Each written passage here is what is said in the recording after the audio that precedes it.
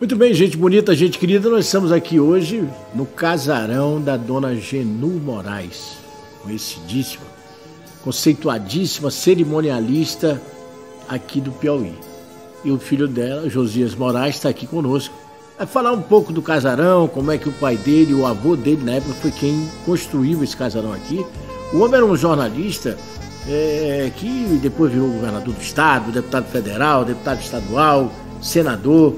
Enfim, tudo bem? É um prazer tê-lo aqui com a gente. Tudo bem, eu que agradeço a oportunidade da gente falar um pouco da história da nossa família e a história do Piauí também, né? Então, meu avô, Eurípides Aguiar, meu avô materno, ele era um médico, um jornalista muito combativo, e ele foi governador do estado. E durante o governo, era um solteirão de 40 anos, casou-se com uma jovem linda, minha avó, Gracia Aguiar, que tinha na faixa de 20 anos, 20 e pouquinhos, e a minha avó, Gracia Aguiar, era filha da dona Lili Lopes, que era dona da Botica do Povo, a grande farmácia, enfim, que tinha aqui perto, no centro, no central mesmo. Enfim, foi um casamento muito bonito, só que os meus avós, eles não tinham casa, porque o meu avô era um solteirão, morava com parentes e tudo, e aí durante o governo eles ficaram no palácio, que não era ainda aqui o Karnak, era lá no centro, onde é o museu, e enfim, os amigos deram a ele esse terreno, e ele construiu essa casa que tem influência de Art Nouveau e Art Deco. A casa tem, portanto, 100 anos, 1920, e minha mãe conservou muito, lutou muito para conservar, e a gente está tentando também conservar aí na medida do possível. Sua mãe nasceu aqui e me disse sua irmã que ela fez questão de morrer aqui. Isso, a mamãe, moramos no Rio, eu e minha irmã Lídia. Temos uma irmã que mora nos Estados Unidos, em Atlanta, e a gente sempre dizia: mamãe, vem ficar com a gente, vem se dividir, fica um período em Atlanta, outro período com cada filho. Aí ela gostava de viajar, visitava a gente, mas ela dizia: não, eu nasci aqui, nesse quarto, e eu quero morrer aqui.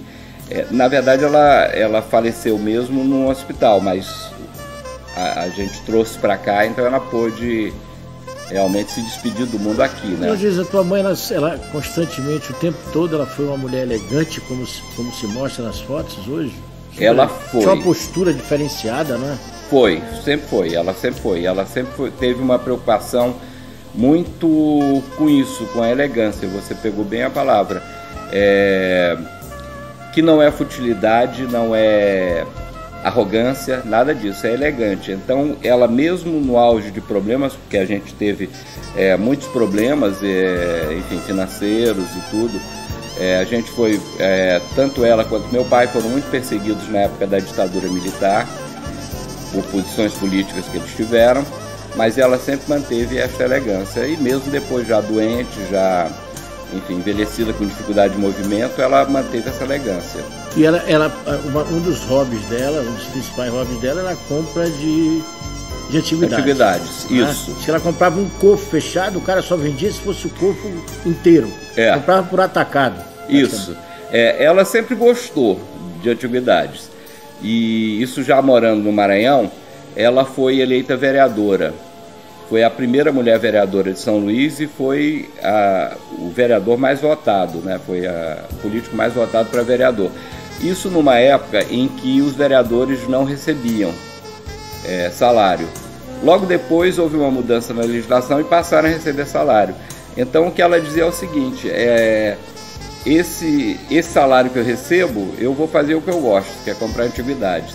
Então era ela, o Sarney e uma outra terceira pessoa que gostavam de antiguidades na época que não se valorizava.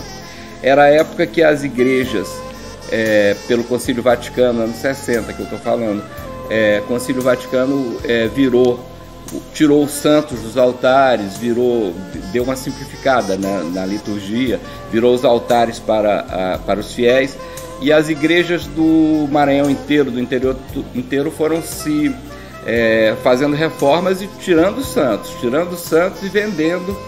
Tinha esse senhor, seu Antônio, que ele andava pelo interior inteiro comprando e trazia. Qual é a peça mais importante que você tem aqui hoje? Vocês estão se desfazendo, estão vendendo algumas peças, vocês não estão mais morando aqui. Não é? Eu acho que a peça mais importante aqui é o casarão. Qual é a peça mais importante que o senhor tem hoje aqui? Muita coisa a Lúcia levou para Atlanta, ou a gente tem no Rio e tudo. Mas a gente tem algumas coisas que são... Eu gosto muito desses santos antigos, dos santos antigos. Ali nós temos a Nossa Senhora da Graça, muito bonita, que não foi nem restaurada. E lá dentro a gente tem uma Santa Bárbara também muito bonita, que são santos antigos que vieram disso que eu estou falando, das igrejas que os padres venderam, né? Às vezes por preço irrisório para poder fazer a reforma. Enfim, era uma época que não se valorizava esse tipo de coisa. Ali a gente tem um baldaquino, que também é de igreja, que é aquela usada em procissão. Eu gostei dessa cristaleira. A cristaleira é linda. Achei linda a cristaleira. A cristaleira era o conjunto da sala de jantar, que são móveis Leandro Martins, que era uma do marceneiro das lojas de móveis, fabricantes de móveis mais importantes da época, do Art Nouveau, Art Deco no Rio de Janeiro. É um conjunto Leandro Martins que foi logo a mobília da casa, logo que vovô construiu. Qual é a avaliação que você faz ter sido criado um casarão desse? Olha, a minha visão, porque eu morei em São Luís, eu não morei aqui, eu vinha para as férias, passava as férias aqui, me divertia muito. E eu tenho várias lembranças interessantes. Uma lembrança que eu tenho muito interessante é que uma coisa muda de proporção, né? Quando você é criança, tudo é imenso. Você acha muito grande. Tudo é muito grande, tudo é imenso. Eu me lembro que eu ficava aqui nessa parede da Copa, ficava brincando na parede, tem um ressaltozinho, eu ficava brincando nesse ressalto, e isso me parecia que eu estava na selva, feito Tarzan e tudo. Isso é uma lembrança. Outra lembrança que eu tenho também é de visitar a minha bisavó, que eu falei que era dona da Botica do Povo, né? Eu ia visitar minha bisavó já bem velhinha, já doente, mas ela sempre dava uma moedinha para mim e para os meus primos. E aí eu, conversando com um primo meu, o Eurípides Aguiar, que é jornalista, né, aqui de Teresina, lembrando as coisas do pai, ele tem o nome do pai. Nome do avô. Seu avô. Nome do meu avô. Aí eu falei da moedinha de ouro que eu recebia da minha bisavó. Aí ele falou, não, a moedinha era um níquelzinho, que ela dava para ele, o Davi, os irmãos e o Marcos. E aí eu falei, não, se ela dava o níquelzinho para vocês, como eu vinha do Maranhão e tudo, depois ela me chamava e me dava a moedinha de ouro.